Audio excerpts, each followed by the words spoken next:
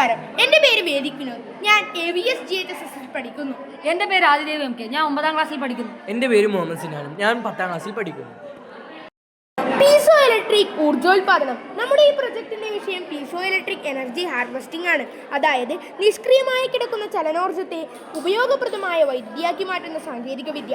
എന്താണ് piezo electric effect? ചില പ്രത്യേക ഖരവസ്തുക്കളിൽ, ഉദാഹരണം ക്രിസ്റ്റലുകൾ, സെറാമിക്സ്, നാം യാന്ത്രികമർദ്ദം ചെലുത്തുമ്പോൾ അവ വൈദ്യുതി ഉൽപ്പാദിപ്പിക്കുന്ന ഒരു പ്രതിഭാസമുണ്ട്.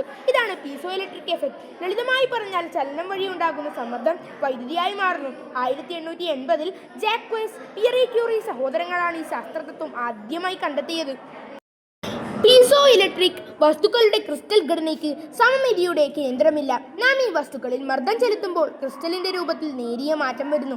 ഈ രൂപമാറ്റം കാരണം ക്രിസ്റ്റലിലെ പോസിറ്റീവ്, നെഗറ്റീവ് ചാർജുകളുടെ സ്ഥാനചലനം സംഭവിക്കുന്നു. ഈ സ്ഥാനചലനത്തിന്റെ ഫലമായി വസ്തുക്കളുടെ അറ്റത്തിൽ ഒരു വോൾട്ടേജ് ഉൽപ്പാദിപ്പിക്കപ്പെടുന്നു. സാങ്കേതിക വിദ്യയും പ്രധാന വസ്തുക്കളും. ഈ ഊർജ്ജോത്പാദനത്തിന് ആവശ്യമായ പ്രധാന വസ്തുക്കളും ഉപകരണങ്ങളുടെ ഘടനയും നോക്കാം.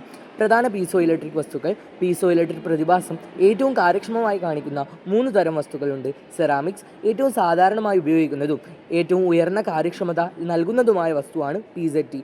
ബാരിയം ടൈറ്റാനേറ്റ് പോലുള്ള ലെഡ് രഹിത സെറാമിക്സുകളും ഇന്ന് ഉപയോഗത്തിലുണ്ട്. ക്രിസ്റ്റലുകൾ. പ്രകൃതിദത്തമായി ലഭിക്കുന്ന ക്വാർട്സ് ഈ ഗുണമുള്ള ഒരു ക്രിസ്റ്റലാണ്. പോളിമറുകൾ. PVDF പോലുള്ള വഴക്കമുള്ള പോളിമർ ഫിലിമുകൾ ശരീരത്തിൽ ധരിക്കാവുന്ന ഉപകരണങ്ങൾക്ക് അനുയോജ്യമാണ്.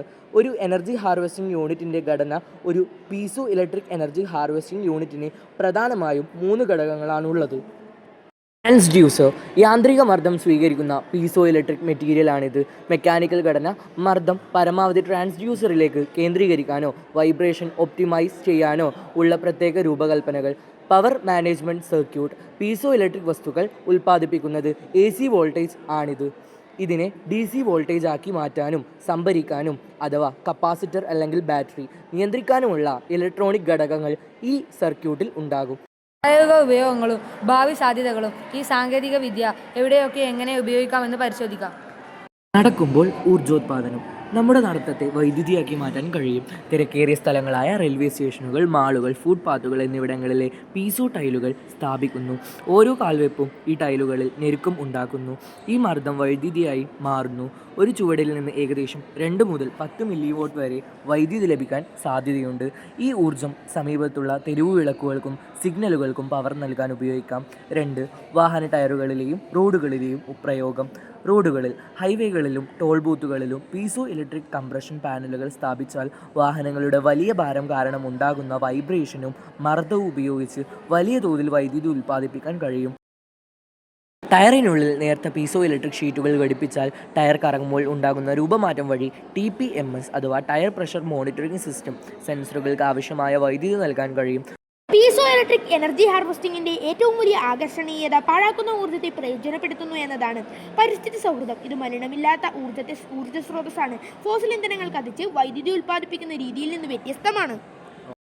സ്വയം ഊർജ്ജം. ഉപകരണങ്ങൾക്കും വയർലെസ് സെൻസറുകൾക്കും വേണ്ടി ബാറ്ററികൾ മാറ്റി സ്ഥാപിക്കേണ്ട ആവശ്യം ഒഴിവാക്കാൻ ഇത് സഹായിക്കുന്നു. സെൻസറിന് ആവശ്യമായ വൈദ്യുതി അതിന് സമീപമുള്ള ചലനം വഴി തന്നെ ഉൽപ്പാദിപ്പിക്കാം. പാഴാകുന്ന ഊർജ്ജത്തിൻ്റെ ഉപയോഗം. റോഡുകളിലെ വൈബ്രേഷൻ, ആളുകളുടെ നടത്തം, യന്ത്രങ്ങളുടെ ചലനം തുടങ്ങിയ സാധാരണയായി പാഴായി പോകുന്ന ചലന ഊർജ്ജത്തെ ഉപയോഗപ്രദമായ വൈദ്യുതിയാക്കി മാറ്റാൻ സാധിക്കുന്നു. സ്ഥലത്തിൻ്റെ കാര്യക്ഷമത. ചെറിയ സ്ഥലങ്ങളിൽ, ഉദാഹരണത്തിന് കട്ടിലിനടിയിലോ ടൈലുകളിലോ സ്ഥാപിച്ച് വൈദ്യുതി ഉൽപ്പാദിപ്പിക്കാൻ സാധിക്കും. ഇത്രയും ഉപയോഗപ്രദമായ ഈ ഒരു പ്രോട്ടോടൈപ്പ് മാനവരാശിക്ക് തന്നെ വലിയ നേട്ടങ്ങൾക്ക് കാരണമാകുമെന്ന് കരുതിക്കൊണ്ട് നിർത്തുന്നു. നന്ദി, നമസ്കാരം.